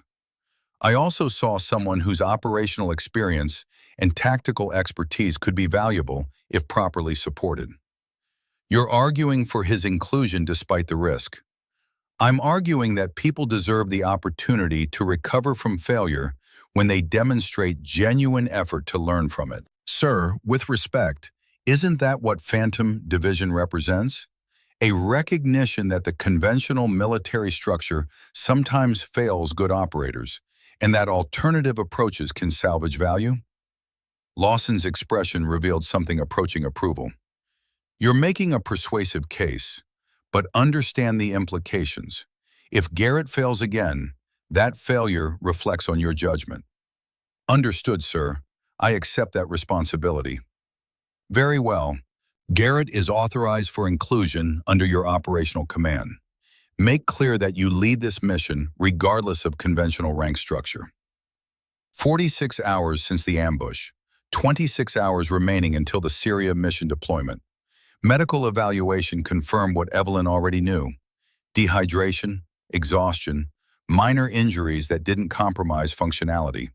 The medical staff provided IV fluids, antibiotics, and strong recommendation for 12 hours of rest. She took 6 hours, sleeping with practiced efficiency. When she woke, her body still protested, but her mind had cleared. The operations center hummed with controlled activity. Phantom Division operators prepared equipment. Intelligence analysts refined targeting data. Communications specialists coordinated with assets in the field. Garrett found her reviewing tactical displays, his appearance suggesting he had also slept and received medical treatment. His expression carried humility that hadn't been present at Fort Carson. Major Blackwell, request permission to speak. Granted, Captain, what's on your mind? I need to apologize for the ambush, for abandoning Reeves, for failing in every way that matters when my team needed leadership. His voice remained steady. I've spent 25 years building a career. I threw it all away in 30 seconds of panic. Evelyn studied him with analytical precision. You're right. You failed. You made a decision that violated every principle you claimed to uphold. Your team could have died because you chose personal survival over unit cohesion. Garrett absorbed this without flinching. But, Evelyn continued, you also came back. You tracked us down, returned to help despite knowing you would face consequences. You acknowledged your failure rather than rationalizing it, and you're here now, asking for the chance to do better. She paused. That counts for something. Does it count enough for you to trust me on another operation? General Lawson has authorized your inclusion in the upcoming mission under my operational command. That means I lead regardless of our conventional ranks. Can you accept that authority? Major, after watching you carry Reeves through hostile territory while I ran, after seeing you conduct reconnaissance and coordinate extraction, yes, I can accept your authority. You've earned it. The admission carried weight, professional pride subordinated to operational reality. Then we worked together. Your operational history with Ashford provides valuable context. Your tactical experience adds capability. Your motivation to redeem yourself creates commitment. Evelyn's tone shifted to command authority. But understand this, if the mission goes wrong, if psychological pressure triggers another panic response, I will make whatever decision serves mission accomplishment and team survival. Can you accept that? Yes, ma'am. Good. Briefing in 30 minutes. Review these files before then. She provided him with access to intelligence materials. The briefing room filled with personnel representing Phantom Division's operational capability. 6 operators with specialized qualifications sat alongside Garrett, Hayes, and Mitchell. Reeves remained in medical care, stable but not yet cleared for duty. General Lawson presided, but Evelyn conducted the tactical briefing. Mission objectives in priority order, she began. Primary, capture Lieutenant Colonel Ashford alive and secure his cooperation for testimony against Sullivan and Bradshaw. Secondary, prevent weapons distribution to terrorist networks currently scheduled for 32 hours from now. Tertiary, gather evidence documenting supply chain compromise and organizational structure. She detailed Ashford's compound layout, security measures, personnel deployment patterns, and tactical capabilities. The level of detail impressed even the experienced Phantom operators. Ashford is highly trained, ideologically motivated, and commanding 17 operators with comparable capabilities. Direct assault would result in significant casualties and likely fail to achieve primary objective. We need an approach that provides him with incentive to negotiate rather than fight. What kind of incentive? one of the Phantom operators asked. What he's wanted for 3 years. Acknowledgement that the military establishment betrayed him. An opportunity to expose that betrayal publicly. We offer him the chance to testify against Sullivan and Bradshaw in exchange for reduced charges and controlled detention. Garrett spoke up. Ashford spent 18 months in Taliban captivity because I left him behind. He's built his entire operation around demonstrating that military leadership abandons its people. Why would he believe any deal we offer? Because you're going to offer it, Evelyn stated. The man he blames for his capture. The commander who filed him as KIA. You facing him, acknowledging what happened, offering him vindication, that carries more weight than any official promise. The psychological insight was sound, but carried enormous risk. I understand the approach, Garrett acknowledged, but we need contingency for the possibility that he tries to kill me on sight. That's where team positioning and tactical preparation become critical. We establish conditions that allow negotiation while preventing immediate violence. Evelyn brought up detailed infiltration plans. The planning continued for 90 minutes, each operator receiving specific assignments. Hayes would provide overwatch with authorization to engage only if Ashford initiated violence. Mitchell would establish blocking positions to prevent reinforcement or escape. Phantom operators would secure perimeter and handle communications intercept. Garrett would approach Ashford directly, with Evelyn providing close support. As the briefing concluded, Garrett approached Evelyn privately. You're taking significant risk putting me in direct contact with Ashford. If I fail again, then I adapt and complete the mission anyway, Evelyn interrupted. But I don't think you'll fail. The first time, you were ambushed by your own psychological trauma. This time, you know exactly what you're facing. You've had time to prepare mentally, and you have clear purpose beyond survival. Redemption through facing the consequences of your past decisions. You have more faith in me than I have in myself. I have tactical assessment of your capabilities balanced against mission requirements. Her expression softened slightly. But I also believe people can grow from failure if they choose to engage with it honestly. You've done that. Now prove it matters. 24 hours until weapons distribution timeline triggered. The infiltration began at 2100 hours, utilizing darkness and sophisticated insertion methodology to position teams without alerting Ashford security. Phantom Division assets included aerial surveillance, signal intercept capability, and rapid response forces. Evelyn led the primary infiltration element. Garrett followed her lead, his extensive experience allowing him to match her tactical precision. They covered 4 kilometers in 90 minutes, reaching positions overlooking Ashford's compound without detection. Through night vision equipment, the facility appeared as islands of heat against cool desert background. Security patrols followed predictable patterns. The central command structure showed thermal signatures consistent with multiple occupants. Hayes, confirm position, Evelyn whispered through tactical communications. Overwatch established, clear sight lines to primary structure. Wind 2 knots from northwest, negligible effect at current ranges. Mitchell, blocking position set, escape routes covered, no movement detected. Phantom elements, perimeter secure, communications intercept active, no indication of alert status. Evelyn checked her equipment one final time, then turned to Garrett. Last chance to reconsider. Once we initiate, there's no turning back. I'm ready. This is something I should have done 3 years ago. Face the consequences of my decisions instead of hiding behind official reports. They moved toward the compound perimeter with careful precision, utilizing blind spots in the security coverage that Evelyn had identified. The approach required technical climbing skills to navigate terrain features while maintaining silence. At the compound's northern edge, they encountered the first security measure, motion sensors designed to detect approach. Evelyn deployed specialized equipment that created false readings, masking their actual movement while the security system registered false positives in different locations. The technique worked perfectly.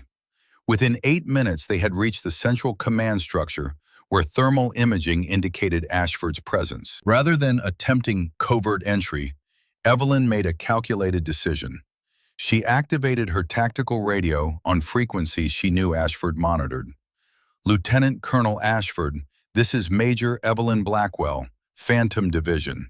I'm currently outside your command center with Captain Harrison Garrett. We're requesting negotiation under tactical truce. You have 30 seconds to respond before we proceed with alternative approach. The silence stretched for 15 seconds. Then Ashford's voice came through, carrying controlled tension. Major Blackwell, the communications specialist who turned out to be considerably more capable than her file suggested, and Garrett, the man who left me to die and then filed me as dead. Bitterness edged every word. You have significant audacity approaching my compound with negotiation proposal. I have intelligence you'll want to hear, and an offer that serves your objectives better than continued weapons trafficking, Evelyn replied calmly. 30 minutes of conversation. If you don't like what we're offering, we leave and pursue alternative approaches. And if I simply kill you both? Then Phantom Division operators currently surrounding your compound proceed with assault that results in significant casualties on both sides. Your operation gets destroyed, and you achieve none of your actual objectives. Or you talk with us, learn something valuable, and make informed decision. Another silence, this one extending nearly 30 seconds. Enter through the north door. Weapons visible but not raised. Any indication of attack, and my people respond with immediate violence. Clear? Clear. Evelyn and Garrett moved to the indicated entrance, their weapons held in low-ready positions that demonstrated both capability and restraint. The door opened to reveal interior that combined military functionality with sophisticated technology. Ashford stood in the center of the room, his appearance reflecting 3 years of surviving outside official military structure. At 48, he carried himself with the particular wariness of someone who had learned that trust could be fatal. Gray eyes studied them with analytical precision. His face bore scars that spoke to violent experiences. 2 other operators occupied defensive positions in the room, their weapons trained on the visitors. Major Blackwell, Captain Garrett, Ashford's voice carried controlled hostility. You have my attention for 30 minutes. Use it wisely. Evelyn met his gaze steadily. Colonel Sullivan and General Bradshaw are under Phantom Division investigation for systematic betrayal of American Special Operations personnel. We have evidence documenting their involvement in your operation, their financial compensation, and their provision of intelligence that has resulted in 64 operator deaths over 36 months. She produced a tablet displaying evidence, financial records, communication intercepts, documentation that painted comprehensive picture of command-level corruption. Ashford studied the materials with evident interest, his expression shifting from hostility to calculation. You're offering me Sullivan and Bradshaw. What do you want in return? Your cooperation, testimony against them in proceedings that will be public enough to expose what they've done. Acknowledgement that military leadership systematically betrayed operators and covered up those betrayals. The vindication you've been seeking. In exchange for what? Prison? Execution? In exchange for controlled detention, reduced charges based on cooperation, an opportunity to ensure this kind of betrayal becomes harder to repeat. Evelyn's tone remained professional, but carried conviction. You wanted to expose how the military treats its people. We're offering you that opportunity through legitimate channels rather than selling weapons to terrorists. Ashford turned to Garrett, his expression hardening. And you, Marcus? What's your role in this negotiation? Garrett stepped forward, visibly summoning courage. My role is to acknowledge what I did in Afghanistan, to admit that I made the wrong call, that I prioritized mission over man, and that I left you behind when I should have found another way. His voice remained steady. I can't undo that decision. but I can face you now and accept responsibility for it. You filed me as killed in action, looked my wife in the eyes and lied to her.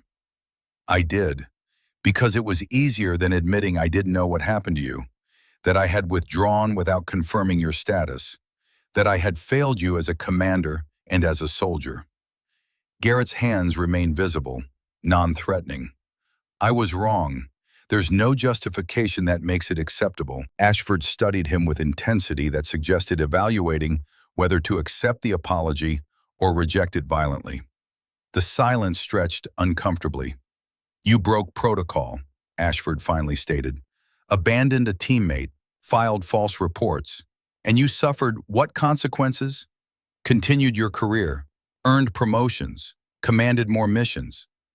Until 3 days ago when I repeated the same failure under pressure and abandoned my team during an ambush you orchestrated, Garrett admitted. This time someone better than me stayed behind and saved the people I left. She showed me what I should have been, what I failed to be for you. He gestured toward Evelyn without breaking eye contact with Ashford. Major Blackwell carried a wounded operator through hostile territory for 3 kilometers while collecting abandoned equipment and conducting reconnaissance. She did what I couldn't in Afghanistan and what I didn't do 3 days ago. She refused to leave anyone behind, regardless of personal cost. Evelyn remained silent, allowing Garrett to speak his truth. I can't change the past, Garrett continued, but I can acknowledge it honestly and accept whatever consequences you believe appropriate. If that means you reject this negotiation, if it means you want violent resolution, I understand. I owe you that choice. The psychological warfare had shifted. Ashford had prepared for denials, justifications, tactical manipulation. Instead, Garrett offered complete accountability without defense. The unexpected honesty disrupted Ashford's prepared responses.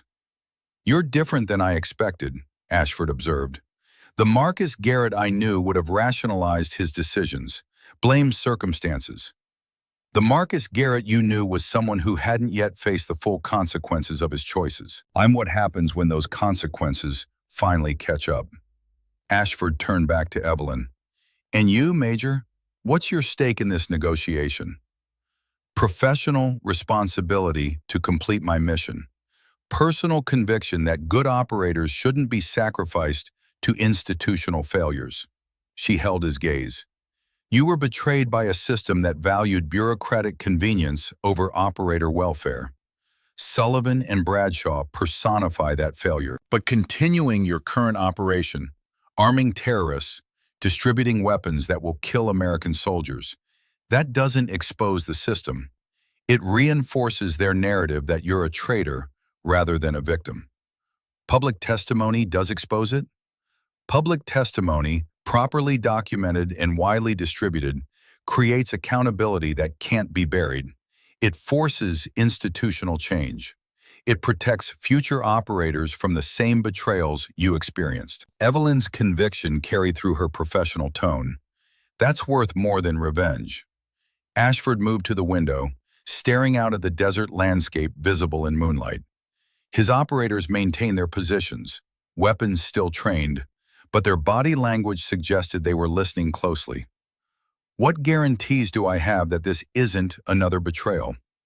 None beyond my word and the documentation we can provide of Phantom Division's operational independence, Evelyn admitted. We operate outside Sullivan and Bradshaw's authority. Our mission is exposing exactly the kind of corruption they represent. But ultimately, you'll have to decide whether to trust that we're different than the system that betrayed you. The calculated honesty, acknowledging lack of guarantees rather than offering false assurances, carried more persuasive weight. Ashford remained silent for nearly 2 minutes. Finally, he turned back. I want written agreements specifying terms, public testimony and proceedings with media access, reduced charges based on cooperation, detention in military facility rather than civilian prison or black site, and protection for my operators who followed me because they believed in exposing systematic failures. I'm authorized to agree to those terms with appropriate documentation and command approval, Evelyn confirmed. Then we have potential foundation for negotiation. Ashford's expression remained guarded, but suggested genuine consideration. But I need time to consult with my people. This affects them as much as me. Understood. We can... The tactical radio erupted with Hayes's urgent voice. Multiple vehicles approaching compound from southeast. 6 trucks, heavily armed personnel, moving with tactical coordination. This isn't local security, it's an assault force. Evelyn's mind processed the tactical implications with cold precision. Sullivan had learned about their approach, recognized the threat to his operation, and responded with violence designed to eliminate everyone. Ashford, his operators, the Phantom Division team. How long until they reach compound? She transmitted. 4 minutes at current speed. Ashford's operators moved immediately to defensive positions, their training overriding any question about who had betrayed whom. The approaching assault represented threat to everyone, regardless of their prior allegiances. Sullivan's response, Evelyn stated flatly, he knows we're here. He's eliminating the evidence and everyone who can testify against him. Ashford's expression hardened with recognition that his own contact had been compromised, his secure facility's location betrayed by the same colonel who had been feeding him intelligence. My people aren't prepared for assault of this scale. We have defensive positions but limited ammunition and no heavy weapons. Then we defend together, Evelyn decided, tactical necessity overriding any question about prior conflicts. Garrett, coordinate with Ashford's operators on defensive positions. Hayes, priority targets are anyone with heavy weapons or communication equipment. Mitchell, prepare blocking positions on southeast approach. Phantom elements, establish supporting fire positions. The compound transformed into coordinated defensive operation within 90 seconds. Former enemies working together against common threat. Ashford's operators provided local knowledge of defensive positions. Alpha Squad contributed tactical expertise. Phantom Division personnel added specialized capabilities. The approaching assault force revealed itself as professional military operation. Heavily armed personnel in tactical gear, coordinated movement patterns, communication discipline that suggested special operations training. Estimate 24 hostiles, Hayes reported, armed with automatic weapons, at least 2 RPG systems visible, possible explosives for breaching operations. The defensive calculation was straightforward and unfavorable. 15 defenders against 24 attackers with superior firepower. We need to break their cohesion before they establish assault positions, Evelyn assessed. Hayes, engage their command element. Mitchell, disable lead vehicles to disrupt their approach. All defensive positions, prepare for coordinated engagement on my mark. The assault force reached effective engagement range. Their lead elements began deploying from vehicles. Execute, Evelyn commanded. Hayes's rifle cracked from his elevated position. 800 meters away, the assault force's apparent commander dropped. Mitchell's precisely placed explosive charge detonated beneath the lead vehicle. The truck lurched violently, blocking the narrow approach road and forcing following vehicles to halt. Defensive positions opened fire with coordinated discipline, controlled bursts designed to suppress rather than waste ammunition. The assault force responded with immediate violence, automatic weapons fire raking the compound's defensive positions. The firefight developed into sustained engagement, both sides exchanging fire while maneuvering for tactical advantage. Evelyn coordinated the defense with calm precision. Garrett fought alongside Ashford's operators, his extensive combat experience evident. The earlier failure seemed distant, replaced by professional competence under sustained pressure. They're preparing for coordinated assault, Hayes warned, multiple elements maneuvering for simultaneous breach from 3 directions. The tactical situation had compressed to critical decision point. Defending against coordinated assault from superior numbers would result in defensive position being overrun. Evelyn made her decision. General Lawson, this is Phantom 3. Request immediate tactical support. Compound under assault by approximately 20 hostiles with military-grade equipment. Suspect Sullivan-directed elimination operation. Lawson's response came within seconds. Phantom 3, tactical support inbound. ETA 7 minutes. Hold position and maintain defensive integrity. 7 minutes represented eternity under sustained assault, but it also represented hope. All positions, we have reinforcement inbound, 7 minutes. Maintain defensive fire. Conserve ammunition. Do not allow breakthrough. Evelyn's voice carried command authority. We hold here. No retreat, no surrender, 7 minutes. The defenders rallied. Ammunition was rationed with careful precision. Defensive positions were reinforced where possible. The assault force launched their coordinated attack with professional violence. 3 elements moving simultaneously, suppressive fire covering their advance. The compound's defenders responded with desperate intensity. Mitchell deployed his remaining explosives with calculated precision, creating obstacles that channeled the assault into predetermined kill zones. Hayes shifted targets with methodical efficiency. Garrett and Ashford fought side by side, their shared professional background creating unconscious coordination. Evelyn maintained tactical control while engaging immediate threats, her mind processing multiple streams of information simultaneously. The assault reached critical penetration point when specialized munitions destroyed a section of defensive wall, creating breach that threatened compound integrity. Hostile forces moved to exploit the opening, but these defenders weren't standard operators. They were survivors, people who had been abandoned, betrayed, left for dead, and somehow endured. They fought with intensity born from refusing to be victims again. The breach became killing ground as defenders concentrated fire on the narrow opening, creating crossfire that made penetration suicide. Attackers faltered, their assault losing momentum. Then the sound of approaching aircraft cut through combat noise. Multiple helicopters moving with military precision. Phantom Division's Rapid Response Force had arrived. The assault force recognized the tactical shift immediately. Reinforcements meant their numerical advantage disappeared. Their mission had failed, and continued engagement would result in complete destruction. Their commander made rational decision to withdraw. The attackers disengaged with professional discipline, maintaining covering fire while falling back. Within 90 seconds, they had withdrawn completely. The Phantom Division aircraft established perimeter security while medical personnel provided immediate treatment to wounded defenders. The firefight had lasted 18 minutes and resulted in 3 wounded defenders, none critically, and unknown casualties among the assault force. In the aftermath, Evelyn found Garrett and Ashford standing together near the breached wall. Both men showed signs of sustained combat, sweat-stained uniforms, depleted ammunition pouches, particular exhaustion. "We held," Garrett stated simply. "We did," Ashford agreed. They looked at each other with complicated expression that mixed former grievance with newfound respect. "In Afghanistan," Garrett said quietly, "I made the wrong call. I thought I was choosing mission over man. I was wrong.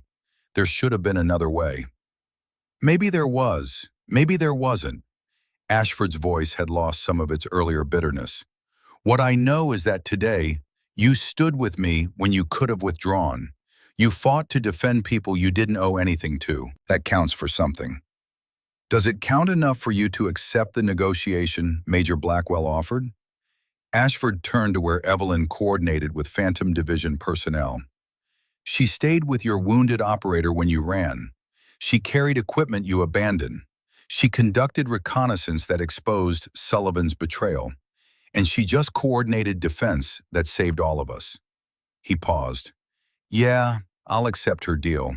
Someone like that, I can trust her word." The formal agreement took 2 hours to document. Legal personnel from Phantom Division working with Ashford to specify terms. Public testimony against Sullivan and Bradshaw.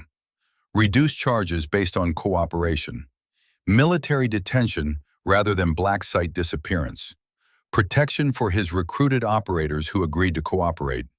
When the documents were signed, General Lawson approached Ashford with expression that mixed professional assessment and something approaching respect. Colonel Ashford, you made choices I can't condone, but you also survived experiences that would have broken most people. Your cooperation will help ensure other operators don't face the same betrayals. He extended his hand. Welcome back from the dead. Ashford accepted the handshake. General, I appreciate the sentiment, but I'm not back, I'm moving forward. There's a difference. Sullivan and Bradshaw were arrested simultaneously in coordinated operations. The evidence Evelyn had gathered, combined with Ashford's testimony and financial records, created prosecution cases that would result in life sentences.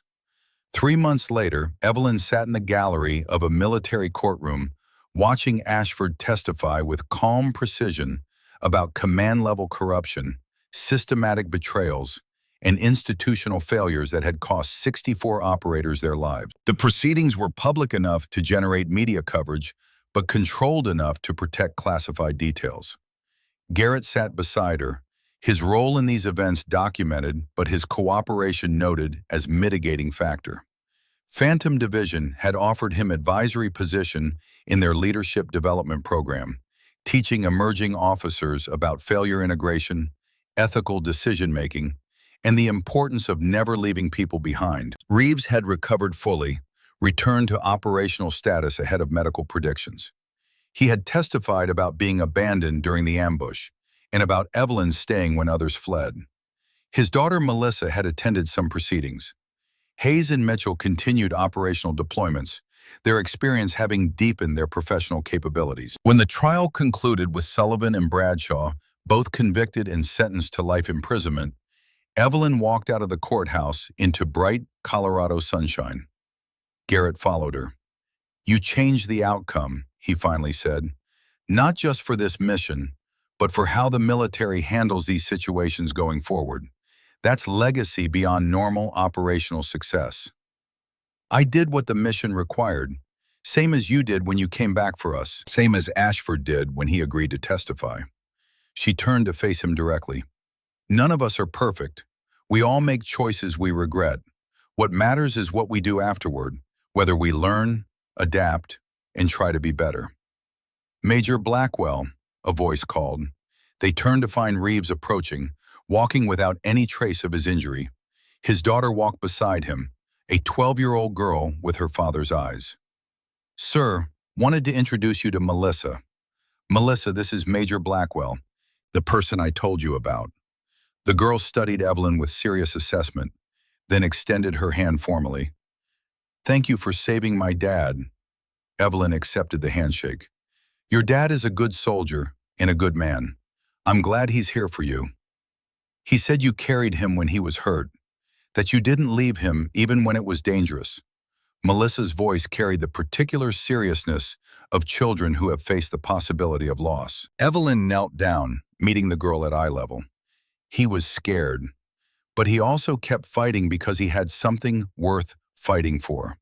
She glanced at Reeves, then back to Melissa. You. He told me about you when he was hurt. Made me promise I'd get him home so he could watch you graduate high school. Melissa's eyes glistened. You promised? I promised, and I keep my promises. Evelyn's voice carried absolute conviction. Just like your dad kept his promise to come home to you. The girl studied Evelyn with 12-year-old wisdom that seemed far older. When I grow up, I want to be someone who keeps promises like that. Someone who doesn't leave people behind. Evelyn smiled, a genuine expression that transcended professional composure, reaching something deeper. Then you'll be exactly the kind of person the world needs, Melissa. Your dad would be proud. Reeves stepped forward, his hand on his daughter's shoulder. He already is proud, he said quietly, his eyes meeting Evelyn's with gratitude that transcended words. As they walked away, Garrett observed quietly, You gave that girl something more valuable than saving her father. You gave her an example of who she could become. We all need examples, people who show us what's possible when we refuse to quit, refuse to abandon our principles, refuse to leave anyone behind. Evelyn's voice carried conviction, developed through hard experience. That's what you showed me when you came back. What Ashford showed when he chose testimony over revenge. What Reeves showed by surviving when survival seemed impossible. They reached the parking area where Phantom Division vehicles waited. General Lawson stood beside one. Major Blackwell, Captain Garrett, outstanding work on all fronts. The institutional changes resulting from this operation will protect operators for years to come. He paused. Also, we have new situation developing. Possible security compromise at Fort Benning. Could use your particular expertise. Evelyn met Garrett's eyes, saw the question there. Another mission.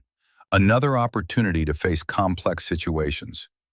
We're ready, sir, she stated with quiet confidence, because that's what they did, what they would continue doing, facing impossible situations, making hard choices, protecting people who needed protecting, and never, never leaving anyone behind. The desert mission that began with abandonment and chaos had concluded with accountability and justice. But the larger mission, protecting operators, exposing corruption, maintaining the principles that made military service meaningful, that mission continued. And Staff Sergeant Evelyn Blackwell, Major in Phantom Division, would be there to see it through. No matter how heavy the burden, no matter how difficult the choice, no matter what it cost. Because some things mattered more than personal comfort or professional advancement or even survival. Honor mattered. Duty mattered. The promise that no one gets left behind, that mattered most of all. 72 hours after being abandoned in the desert, she had proved that promise wasn't empty words. It was commitment. It was sacrifice. It was the difference between what we say we value and what we're willing to die protecting. She had carried 92 pounds of equipment that wasn't hers, and a wounded man who wasn't her responsibility through hostile territory because the alternative was abandoning the principles that gave military service meaning. And she would do it again. Every time. Without hesitation. Because that's what it meant to be a soldier. Not the rank, not the medals, not the recognition. The willingness to carry the weight, to stand when others fled, to face impossible odds and refuse to surrender what mattered. That was the standard. That was the oath. That was what separated those who served from those who merely wore the uniform. And Evelyn Blackwell, along with everyone who had learned from her example, would uphold that standard until the last mission was complete. No one left behind. Not ever. Not for anything.